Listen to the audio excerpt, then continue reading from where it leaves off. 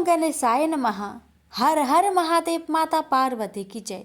प्यारे भक्तगणों, आज आप सभी श्रवण करेंगे शुक्र प्रदोष की व्रत कथा और इसके साथ ही मैं आप सभी को सुनाऊंगी शुक्रवार की व्रत कथा। कथा को पूरा अवश्य सुनिए और दूसरों को भी शेयर कीजिए।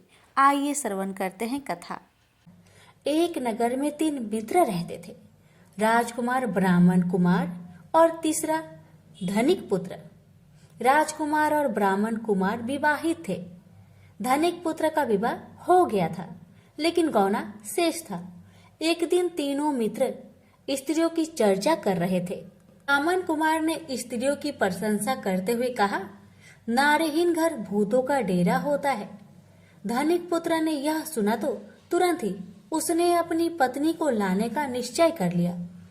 तब धनिक पुत्र के माता पिता ने समझाया कि अभी शुक्र देवता डूबे हुए हैं, ऐसे में बहू बेटियों को उनके घर से विदा करवा लाना शुभ नहीं माना जाता। लेकिन धनिक पुत्र ने एक नहीं सुनी और ससुराल पहुंच गया। ससुराल में भी उसे मनाने की कोशिश की गई, लेकिन वो जीत पर अड़ा रहा और कन्या के माता पिता को उनकी विदाई करनी पड़ी। विदाई के बाद पति पत्नी शहर से निकले ही थे कि बैलगाड़ी का पहिया निकल गया और बैल की टांग टूट गई। दोनों को चोट लगी, लेकिन फिर भी वो चलते रहे। कुछ दूर जाने पर उनका पाला डाकुओं से पड़ा, जो उनका धन लूट ले गए। दोनों घर पहुंचे। वह धनिक पुत्र को सांप ने डस लिया।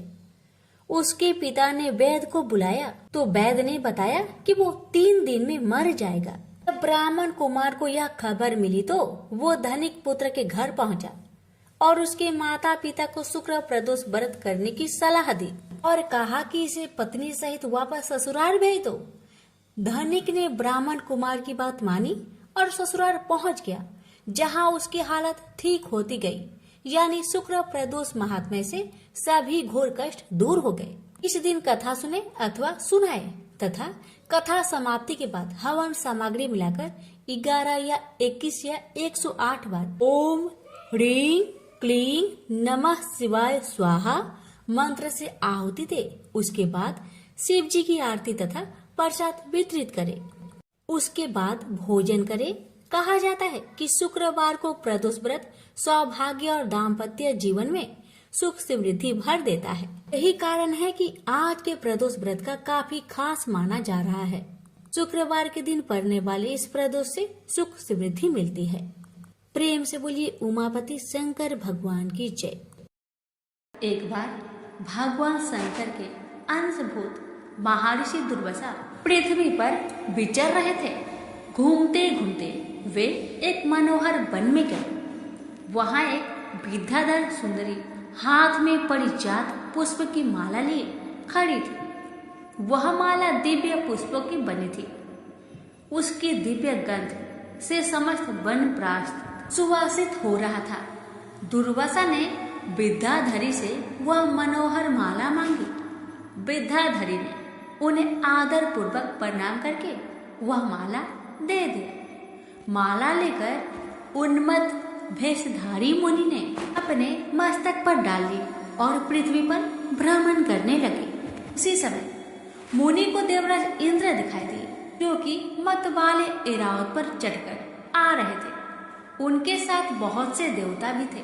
मुनि ने अपने मस्तक पर से बड़ी माला उतारकर हाथ में ले ली और उसके ऊपर भौरे गुंजार कर रहे थे। जब देवराज समीप आए तो दुर्वासा ने पागलों की तरह वह माला उनके ऊपर फेंक दी। देवराज ने उसे ऐरावत के मस्तक पर डाल दिया। ऐरावत ने उसकी तीव्र गंध से आकर्षित हो सूर से माला उतार ली और सूंघकर पृथ्वी पर फेंक दिया।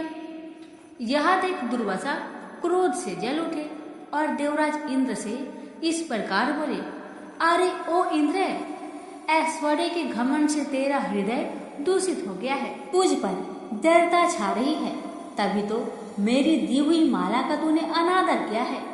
वह माला नहीं, श्री लक्ष्मी जी का धाम थी। माला लेकर तूने प्रणाम तक नहीं किया, इसलिए तेरे अधिकार में स्थित तीनों लोगों की लक्ष्मी शीघ्र ही अदृश्य हो जाएगी।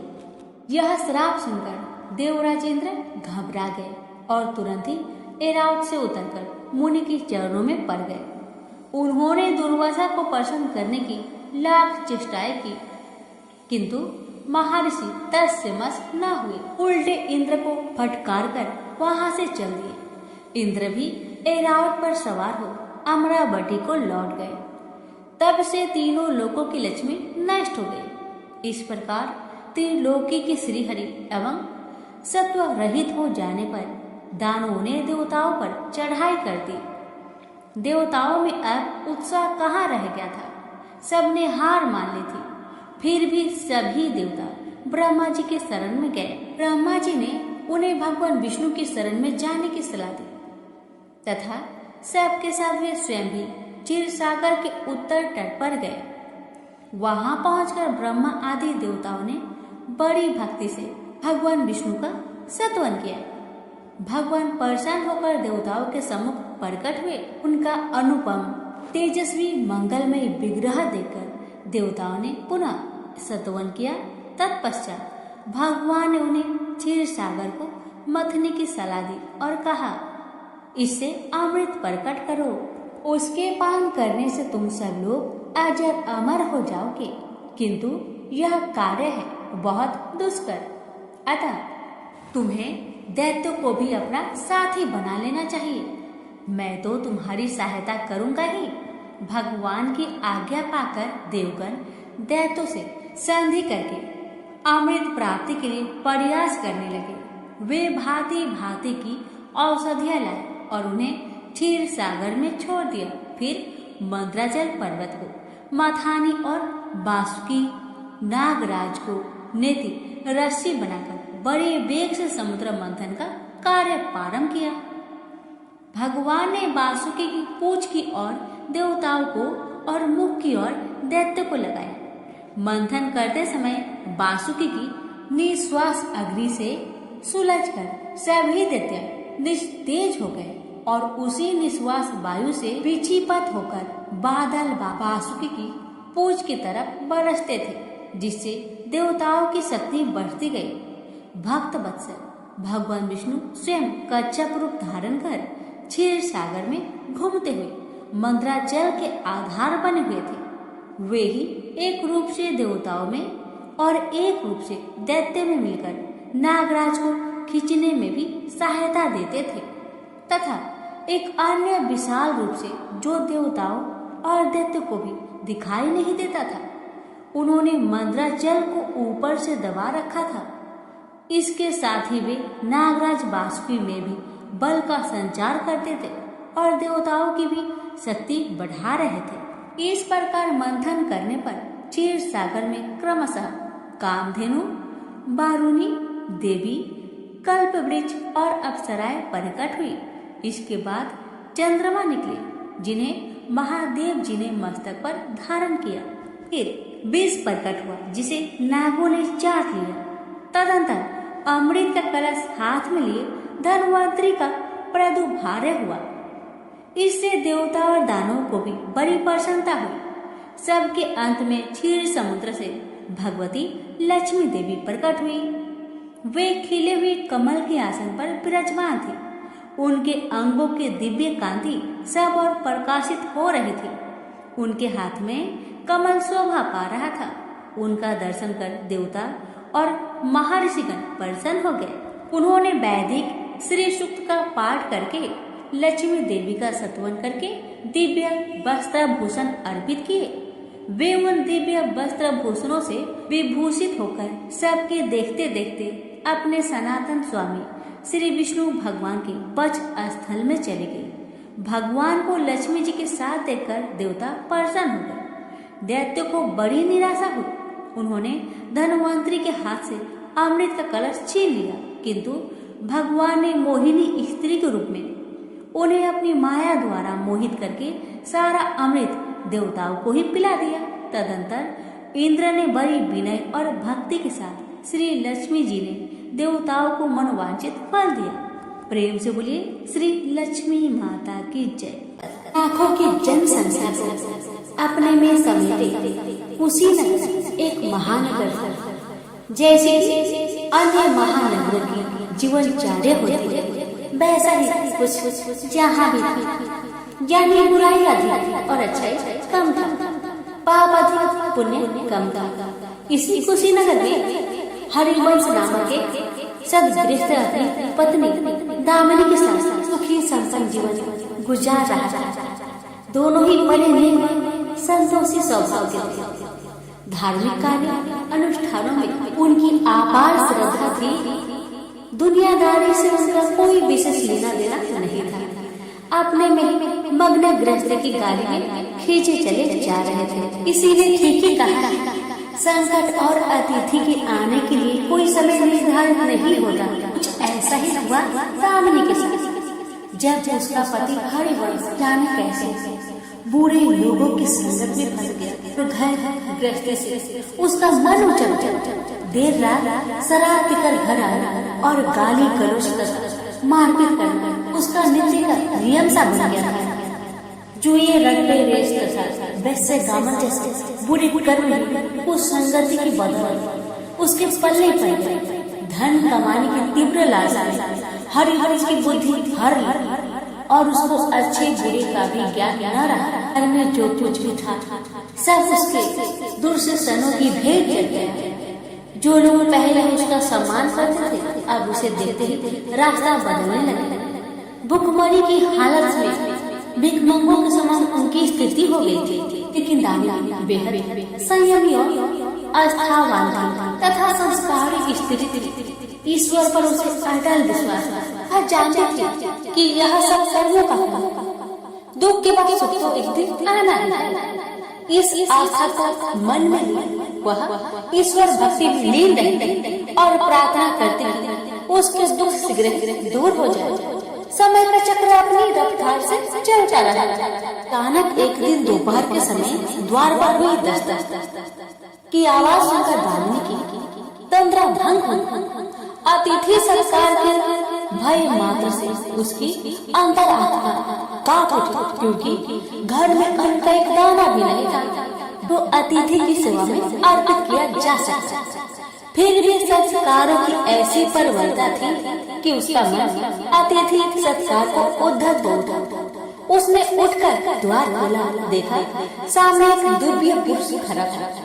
बड़े बड़े वाले श्वेत चेहरे को ढके हुए लहराता डाढ़ गेरुए वस्त्र का अवतरण पहने उनके चेहरे से तेज टपक पड़ रहा था। आंखों मानो अमृत वर्षा कर रही हो। उस दिव्य पुरुष को देखकर दामिनी को अपार शांति का अनुभव हुआ और वह उसे देखते समझ गए कि आगत वास्तव में कोई पहुंचा हुआ सिद्ध महात्मा है। उनके मन में अतिथि के प्रति गहरी श्रद्धा के भाव उमड़ पड़े और वह उसे सम्मान से घर के भीतर ले आई। दामिनी ने जब उसे फटे हुए आसन पर बैठाया तो वह मारे लज्जा की जमीन में गिर से गई। उधर वह पुरुष दामिनी की ओर एकटक निहारे जा रहे थे। घर में जो कुछ बचा खुचा था दामिनी ने अतिथि सेवा में अर्पित कर दिया, पर उसने इस पर कोई ध्यान नहीं दिया। वह तो बस दामिनी को यूं ही निहारे जा रहे थे, मानो उसे कुछ याद दिलाने की चेष्टा कर रहे थे। जब काफी देर तक दामिनी कुछ न बोली, उन्होंने कहा, बेटी मुझे पहचाना नहीं क्या? उसका यह प्रश्न सुनकर दामिनी जैसे सोते से जागी और अंत सकुचाते मृदुल स्वर में बोली, महाराज मेरी धृष्टा को क्षमा करें, तो आप जैसे दिव्य पुरुष को मैं पहचान कर नहीं पहचान पा रही हूँ। पारिवारिक कष्टों ने तो जैसे कि मेरी सोचने समझने की शक्ति छीन लिया है, लेकिन यह निश्चित है कि संकट के इस घड़ी में मुझे आप जैसे साधु पुरुष की सहारा है। तभी जैसे दामिनी को कुछ याद आया, वह उस साधु के चरणों में गिरकर बोल उठी, अब मैं आपको पहचान गई हूँ महाराज। स्नेहारूपी अमृत की वर्षा करने वाले अपने सुख चिंतन को कोई कैसे भूल सकता है भला? वास्तव में वह साधु मंदिर की राह के मध्य में बनी अपनी कुटिया के बाहर बट वृक्ष के नीचे बैठ साधना किया करते थे और मंदिर आने जाने वालों सभी श्रद्धालुओं से प्रणाम करके स्वयं को कृतार्थ अनुभव करते थे। दामिनी भी उनमें से एक। जब पिछले काफी दिनों से उसने उसे मंदिर की ओर आते जाते नहीं देखा तो उसकी कुशल क्षेम जानने के लिए पूछताछ करते हुए उसके घर की ओर आ निकले। मैंने अभी अपने सोच में ही डूबी हुई थी कि साधु महाराज ने मौन भंग किया। क्या कारण है पुत्री, तू आजकल मंदिर आती जाती दिखाई नहीं पड़ती? मुझे क्या कष्ट है बता, शायद मैं तेरी कुछ सहायता कर सकूं। व्यक्तिगत दुखों के बोझ तले दबा हो तो ऐसे में सहानुभूति के दो काफी बोल काफी होते हैं। दामिनी भी खुद पर संयम नहीं रख पाई और बिखर कर रोने लगी। तभी वह साधु वत्सल पूर्वक स्वर में बोली, मन छोटा करने की समस्या हल नहीं होती। सुख दुख तो एक गाड़ी के दो पहियों के समान है, इनका आना जाना तो जिंदगी भर लगा ही रहता है। अपना दुख किसी को बता देने से मन हल्का हो जाता है। कुछ देर चुप रहने के बाद दामिनी ने बोलना शुरू किया, महाराज, सर्व सुखों से भरपूर था मेरा घर। कण कण में खुशियों का नृत्य होता था। पति भी नेक और ईमानदार था। सदा जीवन उच्च विचार आधारशिला पर टिकी हुई थी। हमारी गृहस्थी रुपए पैसे की कोई कमी नहीं थी। सुबह शाम घर में ईश्वर वंदना होती थी। लेकिन अचानक न जाने किसकी नजर लगी, हमारा भाग्य हमसे उठ सा गया। मेरे पति कुसंगति में फंसकर अपना सब कुछ गवा बैठे। अब तो ऐसा लगता है जैसे साथ छोड़कर जाने को तैयार बैठा है। भिखारियों से भी बदतर स्थिति हो गई है हमारी। दामिनी की करुण व्यथा सुनकर साधु का हृदय हाहाकार कर उठा। वह द्रवित स्वर में बोल उठे, बेटी, कर्म का लेखा तो भोगना ही पड़ता है। तुम्हारे कष्टों का भी कर्मों से नाता है, लेकिन तुम चिंता न करो, सब कुछ पहले जैसा हो जाएगा। दुख के बाद सुख आता है। दुख सहे भी सुख की सच्ची अनुभूति हो ही नहीं सकती। तुम माँ लक्ष्मी के प्रति श्रद्धा जारी रखो। सबका उद्धार करने वाले प्रेम का छलकता साजा है माँ लक्ष्मी। अपने भक्तों पर सदैव उनकी कृपा दृष्टि रहेगी। तुम संपूर्ण आस्था के साथ माँ वैभव लक्ष्मी का व्रत करना शुरू करो। तुम्हारी साधना अवश्य रंग लाएगी। दामिनी एक संस्कारी स्त्री थी। धर्म कर्म में उसकी आभार आता था।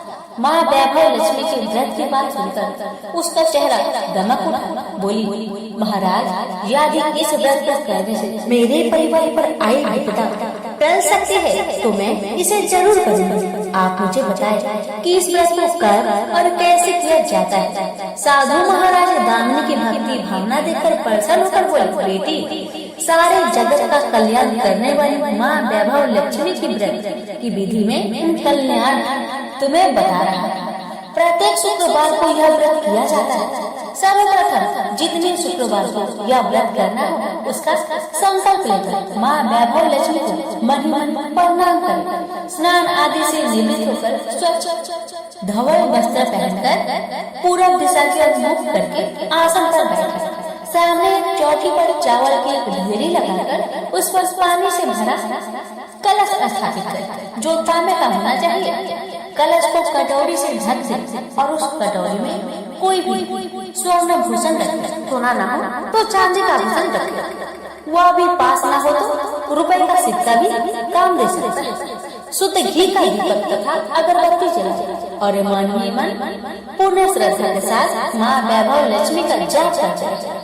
श्री यंत्र माँ लक्ष्मी का प्रिय यंत्र है, उसे सत नमन करें। श्री यंत्र उपलब्ध न हो तो पुस्तक में दिए गए उसके स्वरूप से काम चल जाए। साथ ही माँ वैभव लक्ष्मी के सभी स्वरूप को नमस्कार करें।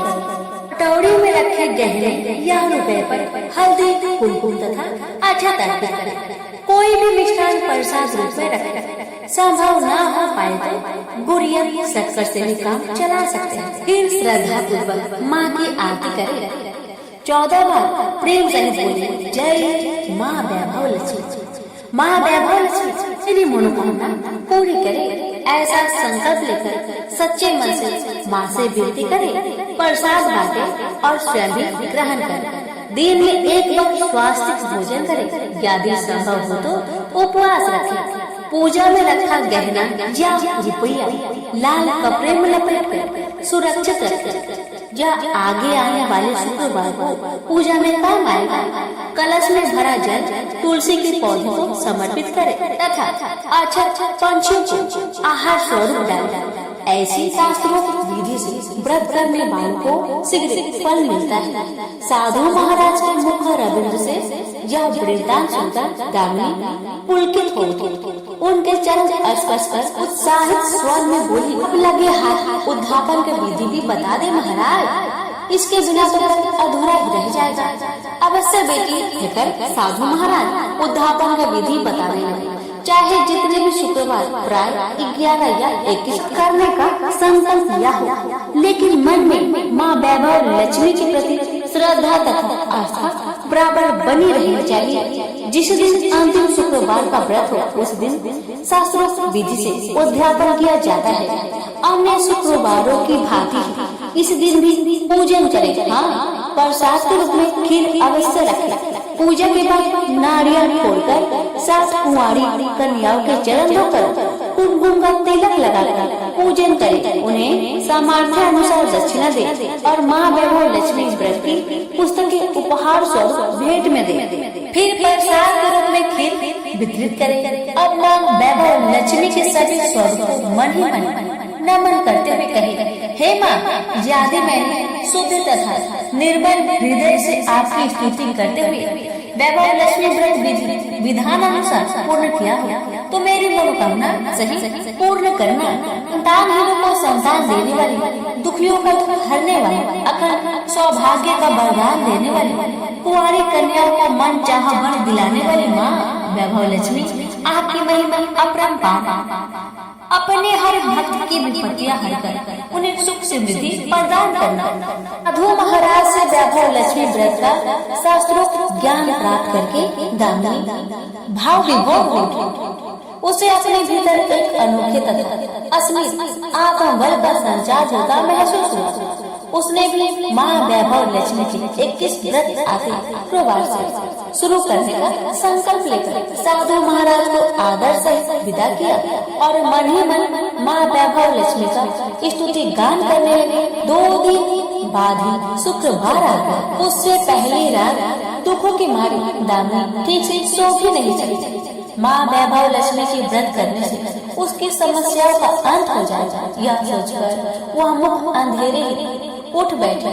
स्नान आदि कर स्वच्छ वस्त्र धारण किए।